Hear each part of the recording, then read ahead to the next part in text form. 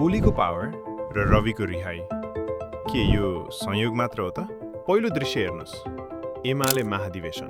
केपी ओलीले तेस्रो कार्यकाल कब्जा गर्नुभयो। एमालेमा अब लोकतन्त्र होइन, ओलीतन्त्र चल्नेछ। अब दोस्रो दृश्य, बुटवल हाइकोर्ट।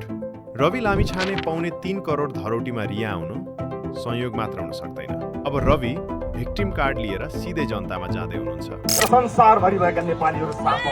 र व्यक्तिगत जीवनको लागि केही चाहिएको होइन। यो देशको परिवर्तनको लागि कसै न कसैले लड्नै पर्छ, हामी लड्छौँ। यी दुईको बीचमा च्यापिएका छन् प्रचण्ड।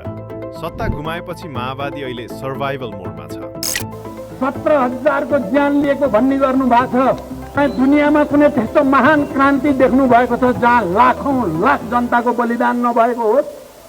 प्रचण्डलाई थाहा छ यो हिउँदमा केही गरेनन् भने उनीहरू इतिहास बन्नेछ। तपाईलाई के लाग्छ? अबको चुनावमा पुराना दल पत्ता साफ हुन्छन् कि फेरि तिनै अनुहार दोहोरिन्छन्? कमेन्ट ठोक्नुहोस्।